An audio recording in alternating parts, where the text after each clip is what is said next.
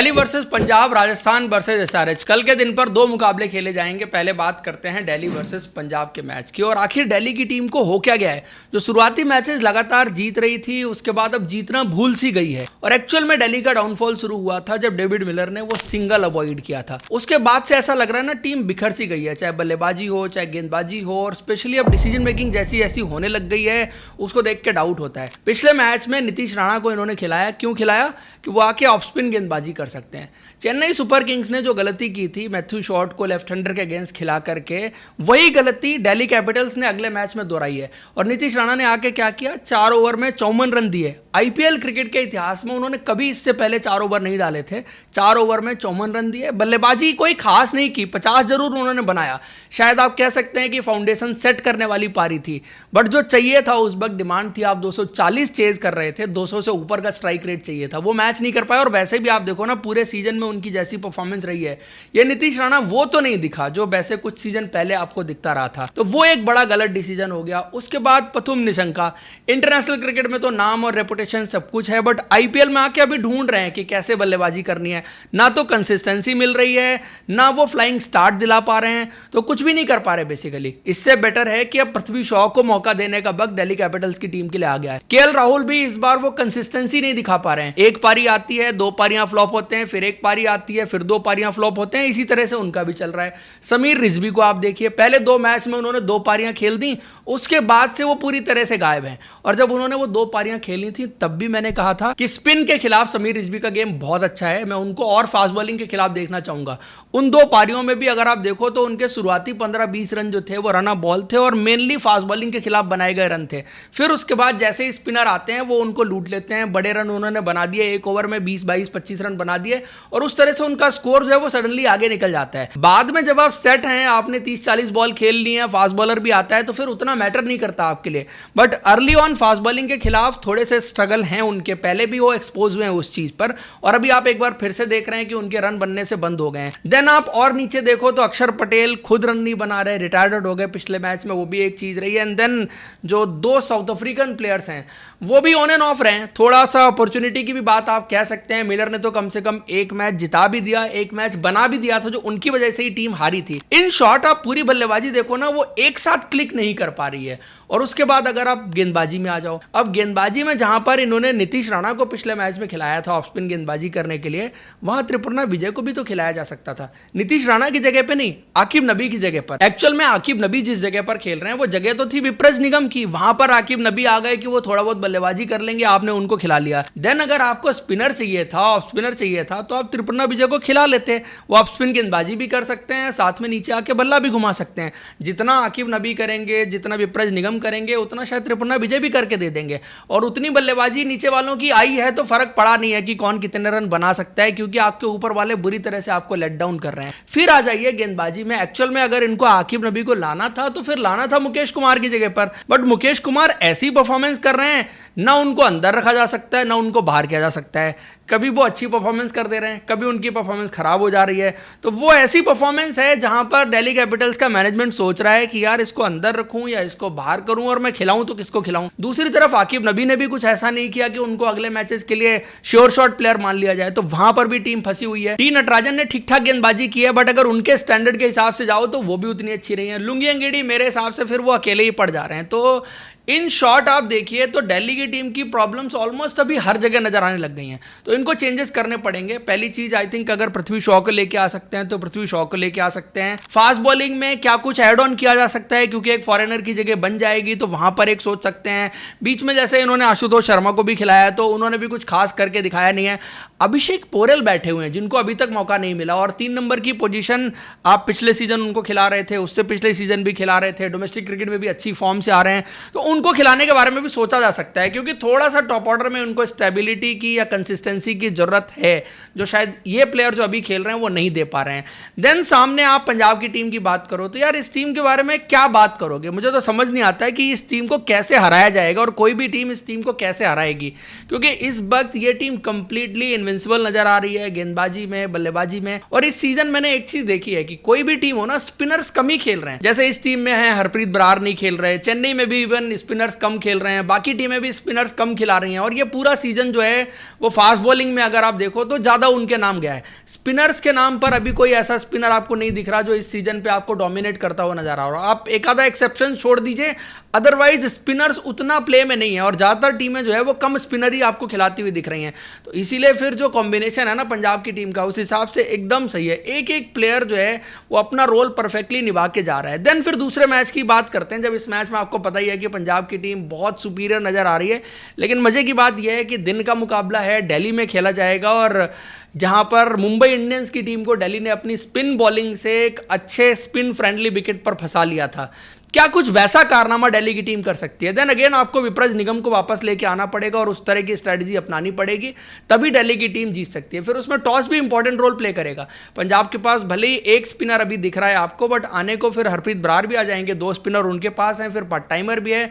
तो मजेदार मैच हो सकता है अगर दिल्ली सेम स्ट्रैटेजी के साथ आती है जो मुंबई इंडियंस के खिलाफ लेके आए थे। उसके बाद बात करते हैं राजस्थान वर्सेज सनराइजर्स हैदराबाद के मैच की। तो राजस्थान रॉयल्स ने जो पिछला मुकाबला जीता है, एक तो बैटिंग कोलैप्स हो रहा है उनका, वो साफ साफ दिख रहा है, बट गेंदबाजी में जो दम है वो भी दिख रहा है। केकेआर के खिलाफ उन्होंने 150 बनाया, उसको ऑलमोस्ट डिफेंड कर लिया था।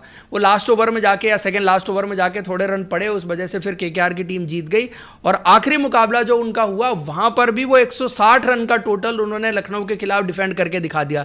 तो गेंदबाजी की क्वालिटी तो आपको साफ साफ नजर आ रही है। Jofra Archer, Nandre Burger, even last match में तो उनका एक फास्ट बॉलर भी कम था ना, क्योंकि उन्होंने इंपैक्ट प्लेयर के रूप में शुभम दुबे को ले लिया था। ज्यादा विकेट जल्दी निकल गए थे तो उस वजह से वो उनको चेंज करना पड़ा, और अगर संदीप शर्मा भी रहते तो फिर और अच्छा होता, लेकिन उनकी जरूरत पड़ी नहीं। एक्चुअल में अगर आप देखो तो चाहे ब्रजेश शर्मा हो, संदीप शर्मा हो, नांद्रे बर्गर हो, जोफ्रा आर्चर हो, या स्पिन डिपार्टमेंट में रवि बिश्नोई हो, रविंद्र जडेजा को भी बड़ा टाइमली इस्तेमाल कर रहे हैं। यहां पर थोड़ी सी तारीफ आपको रेयान पराग की भी करनी पड़ेगी, जिस तरह से कप्तानी हो रही है ना, बड़े टोटल तो हर कोई डिफेंड करके दिखा सकता है।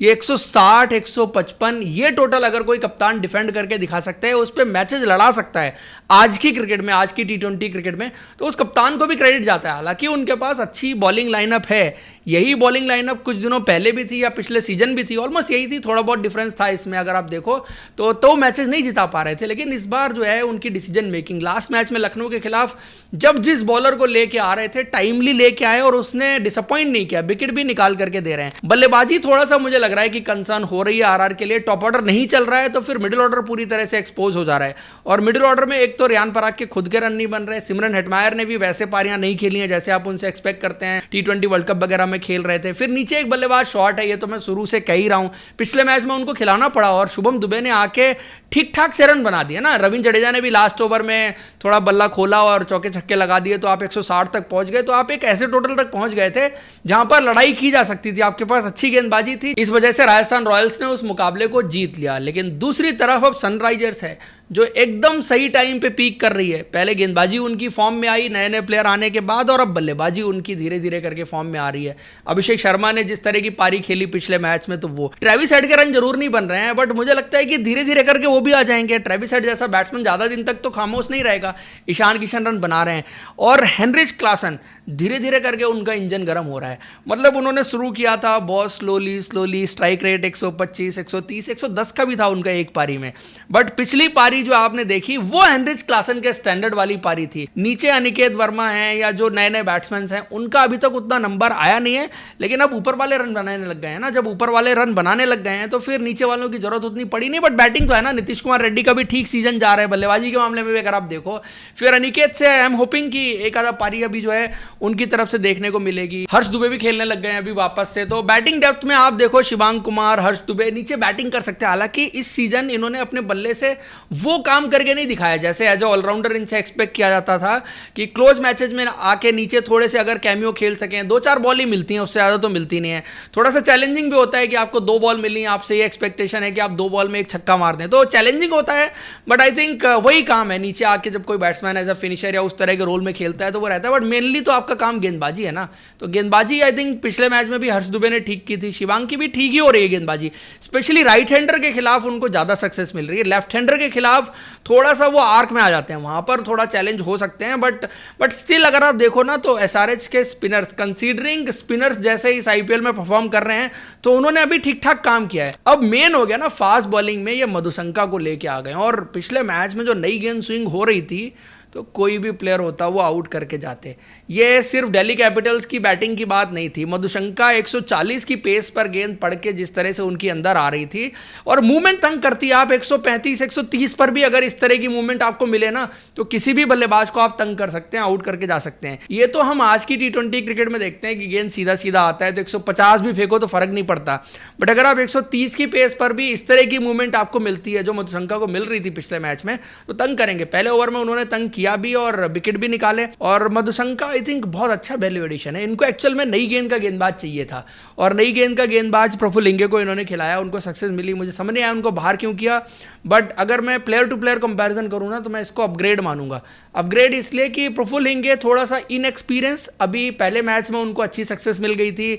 जरूर सबकी तरह मैं भी यही कहूँगा कि उनको और मैचेस मिलने चाहिए थे, बट मधुशंका जो है वो proven international player, experience player, left armour का एंगल भी आपको मिल गया है, एक लेफ्ट आर्म फास्ट बॉलर। तो आप जब वैरायटी देखते हैं ना अपने अटैक में तो आप हमेशा देखना चाहते हैं कि आपके पास प्रूवन प्लेयर्स हों और सब कुछ आपके तर्कस में होना चाहिए। फिर मलिंगा भी जैसे गेंदबाजी कर रहे हैं, मिडिल ओवर्स में आपके पास जो है वो साकिब हुसैन का ऑप्शन भी हो गया। नीतीश कुमार रेड्डी पिछला मैच अच्छा नहीं गया, बट नीतीश कुमार रेड्डी से अब एक्सपेक्टेशंस बढ़ गई हैं जिस तरह से उन्होंने गेंदबाजी की है 1-2 मैचेस में। और आई थिंक ये ना बाय द टाइम एक्सपीरियंस के साथ भी सीखेंगे। बीच बीच में अच्छी गेंदें डाल रहे हैं, कभी खराब गेंद भी डल रही है, तो जैसे जैसे खेलते जाएंगे आई एम 100% श्योर कि आप नीतीश कुमार रेड्डी की गेंदबाजी नहीं परफॉर्मेंस में वो इंप्रूवमेंट देखेंगे। गेंदबाजी में तो इंप्रूवमेंट दिख रहा है, परफॉर्मेंस में in terms of wicket, in terms of economy और सही टाइम पे कब कौन सी गेंद डाल के निकल जाना है या कब विकेट के लिए जाना है, वो सब चीज़ें जो है बाय द टाइम आप उनकी गेंदबाजी में बेटर होते हुए देखेंगे। तो आई थिंक एसआरएच को हराना जो है वो आरआर के लिए अब आसान नहीं होगा। और एसआरएच का क्या है कि अभी राइट टाइम पे पीक कर रहे हैं। पहले वो टीम एक आधा मैच जीती फिर थोड़ा सा नीचे गई, लेकिन जब से गेंदबाजी में चेंज हुए हैं तो एसआरएच की टीम बहुत सही टाइम पर पीक कर रही है। और ये आईपीएल में सबसे इंपॉर्टेंट टाइम होता है। पॉइंट्स टेबल में भी वो नंबर 3 पर आ गए हैं, हालांकि आरआर की टीम भी पॉइंट्स टेबल में नंबर 2 की पोजीशन पर आ गई है। तो बढ़िया मुकाबला होने वाला है ये दोनों टीमों के बीच में। इसमें आप बताइए कि कौन सी टीम जीतने वाली है। दिल्ली और पंजाब में तो थोड़ा सिंपल लग रहा है कि पंजाब की टीम जीतेगी, बट मैटर करेगा कि दिल्ली उस मैच को कैसे अप्रोच करती है, किस तरह का विकेट होता है और किस तरह से उन कंडीशंस को जो स्पिनर्स के लिए बनाई जाएं अपने स्पिनर से एक्सप्लॉइट कर सकती है। आपको वीडियो इन्फॉर्मेशन अच्छी लगी है तो लाइक और चैनल को सब्सक्राइब जरूर करें। Thank you, see you in next video.